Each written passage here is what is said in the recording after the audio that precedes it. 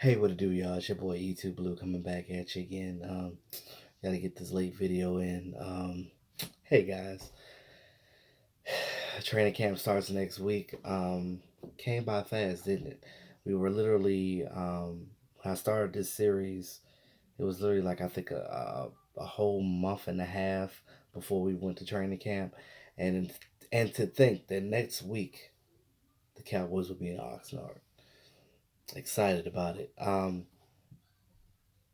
looking at all these different position battles and stuff, especially wide receiver. And the guy that I'm talking about tonight and taking a look at series is Reggie Davis. He actually took Cole Beasley's number when he left. It's funny.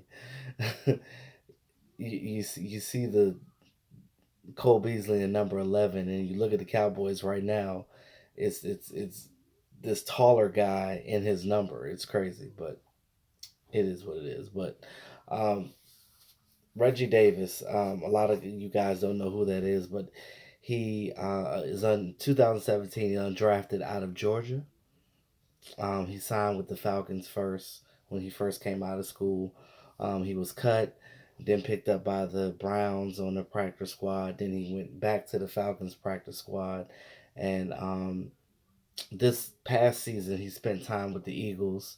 I think the Cowboys got him in originally in November, and then of course they re-signed him this summer for the what they call the reserve list for the summertime. So um, he's technically been with the Cowboys since November, but a lot of people don't know that. But that's what the practice squad gives you. Um, One fun fact about him: his favorite movie is Invincible, the movie with Mark Wahlberg, where he portrays a guy named Vince Papale, which is a guy that was a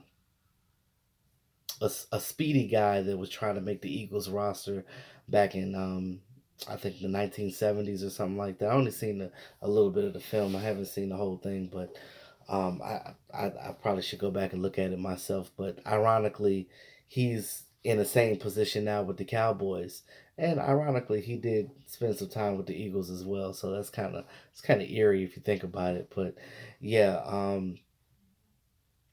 he's a speedster, kind of similar to John V. Johnson. A lot of guys are not talking about him because everybody's looking at Guyton and John V. Johnson, the other undrafted guys. But this guy has speed too.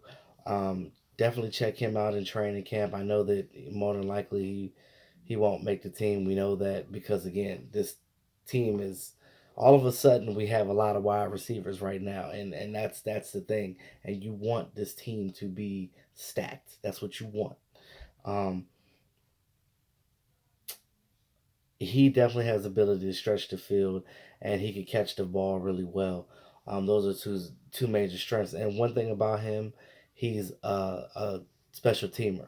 He can kick off. He can field punts and things of that nature.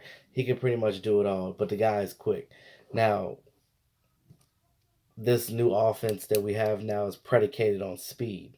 And you look at the things that Kellen Moore is doing right now with this offense, it's not like he's revamping the whole offense. He's just adding a couple of wrinkles to the team to make it less predictable and more dynamic. And you already have guys like Kayvon Frazier on the defense and stuff talking about their excitement for the offense this season and how the offense is kicking their ass in practice. So that's good to see that. You want to see that. So take a look at the guy Reggie Davis when his training camp comes. Look out for him. He's wearing Cole Beasley's number. Um, Again, those of you that always keep saying, "Oh, you keep talking about these guys are not gonna make the roster." Look, undrafted guys' lives matter. I'm just playing. But again, these guys are definitely going to be people to look at. So check these guys out. The Cowboys are going to have a hard decision this year. You look at the wide receiver core. You got Amari Cooper up top. You got Michael Gallup on the other side. You got Randall Cobb playing in the slot. That's your top three right there. And I think that Alan Hearns coming back from his injury, he's valuable to this team because he can play all the positions. You look at Tavon Austin. When he's healthy, he's an asset to this team. It's You got Noah Brown, you got Lance Lenore, you got Devin Smith, you got all these different wide receivers trying to make Javon Johnson, Guyton. It's a lot of guys trying to make this team, and how many wide receivers is this team gonna keep? You got to understand that injuries play a factor as well, so it's a lot to deal with. As far as different players and things like that. It's going to be a lot of good players on this team that you're probably going to see go to other teams, and they're going to be like, "Oh my God, I've been gifted this." But that's the situation that we have with the 53-man roster right now. Um, there's been talk of the NFLPA talking about maybe moving. Talking with the NFL and Roger Goodell trying to add 2 more games to the season. So what does that mean? If you add 2 more games, you have to get rid of 2 preseason games. Then you might have to adjust your practice schedule, and you also have to adjust your roster as well. Meaning you're gonna have to have more players because with 2 more games, that's 2 more weeks of guys going through a strenuous um, season. So you're gonna have to have more players because again, the only people that are going to be winning the Super Bowl is because their team is healthier. So you kind of want to help with that balance by raising the roster so teams can have um, guys that compete in the game. You know what I mean? So again, those are just a couple of tips and things and changes that could be happening. They're talking with trying to get the collective bargaining agreement straight, so the NFL doesn't go to another strike year because we don't need that right now. Everybody's talking about Ezekiel Elliott and whether he's going to hold out and things of that nature. Go back and look at my other video that I did a couple of videos back. I basically said that, hey, um, I don't think that he's going to hold out because it's nothing for Zeke to gain by holding out. The Cowboys brass already said that he's important to this team. They're going to sign him when they're ready. He was a first round draft pick, picked fourth overall in 2016. He has a longer rookie contract. He gets way more money on his rookie contract than somebody like Dak Prescott. That was drafted in the fourth round. That after this year his season is up. Technically, Ezekiel Elliott still has another year after that. But you look at it like this: I understand you want your money, bro, but you know there's ways to go about it.